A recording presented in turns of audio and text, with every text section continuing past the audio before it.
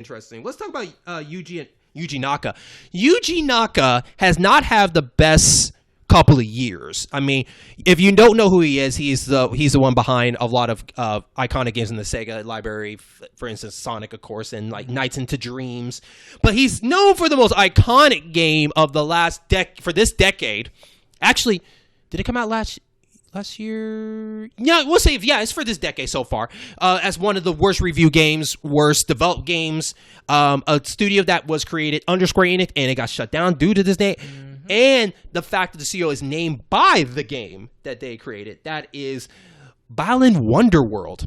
If I remember saying that right. Most of the time people say Wonderland, I guess. Yeah. I don't know. It's Wonder something. I wonder what the hell happened. But that game did not receive very well. But people were hype at the time because Yuji Naka was bringing those that old Sega that people like for like Nights into Dreams and that Sonic kind of style game. And of course, at the time before the game came out, there was a demo, and it did not receive very well. I had played one of those. I played the demo too, yep. And it was very boring. It was not a game. I didn't like the game that every button did one thing. I was like, I don't know what happened. If you watch the famous Mac McMuscle, what happened, he'll probably give you more information about that.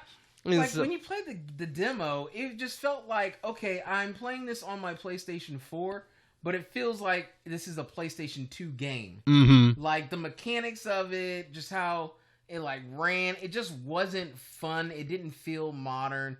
It felt like you were running some like emulated game on your PlayStation 4, and I was just like, because I was gonna buy Balan Wonderland, and after I played that demo, I was like, nah, I can't give to this cause. Like, and the characters didn't seem cool. And I love nights. Like, I used to sing around this time of year, it's getting cold, Christmas nights. Like, I used to sing that song with my buddy Kazi. Okay. We would do the deep voice version, like the soul version, because you could change the tempo of it. Oh, okay. It depends on what you did. Like, you could have like the really soulful version or the really pop version. So okay. we would do the soulful version, Oh, okay. So I love nights, but I couldn't get behind that winner, that Balan. Yeah, so, after that, Yuji Naka even said like he was planning to retire due to how bad this game was and everything like. But sadly, his name is back in the news in a bad way so far. Sonic the Hedgehog co-creator Yuji Naka has been arrested for suspect insider trading for investments made while working at Square Enix. So,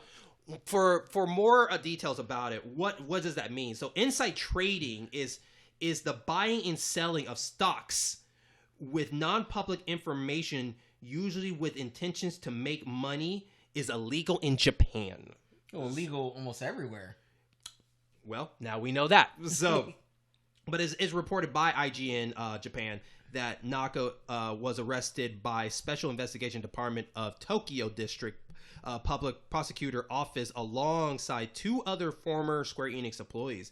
He allegedly bought 10,000 shares in development aiming at, and this is the studio. It's called Aiming. I think it's the name of the studio.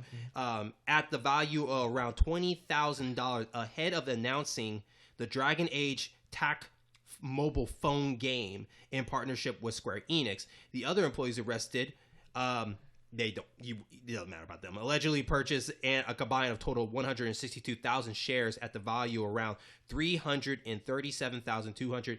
And then it goes further on of trading and buy-ins and all this stuff.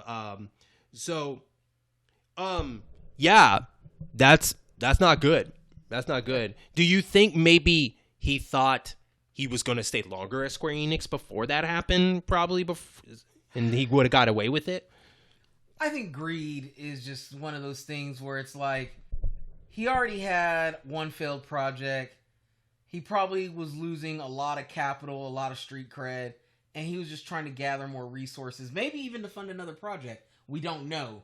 But in the end, you're going to get caught when you start doing these sort of things, because when you make moves like that, you're like a big blip on the radar. And when nobody is a fan of your most recent work, when you're not the honored son or whatever, people are going to be like, yo, you looking very sus. And they're going to point you out and you're going to get busted. Now, I think if Balan Wonderland was like a strong hit, and he was he's pushed 3 million copies, and he would have done this, I think people would have probably turned a blind eye, and this wouldn't even been a report.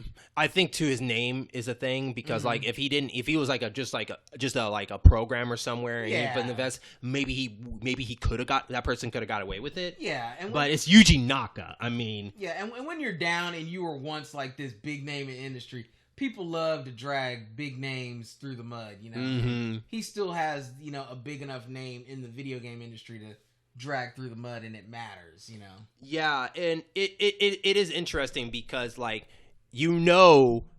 there's a lot of Final Fantasy 14 money in that shares in that Square Enix business. I mean, shout out to Final Fantasy 14. That game is generating money enough where Sony can go a little crazy on some ideas. So you got to give it where credit's done. But maybe Yuji Naga's like, man, they making bank. I gotta get some of that Chocobo dough. Gotta get some of that Chocobo dough, Yeah, I got to. But hopefully, we'll get more updates of what happens to him next. They haven't announced like what if he's gonna be sentenced or how much he's gonna pay out or anything like that. So we'll find that out later, hopefully.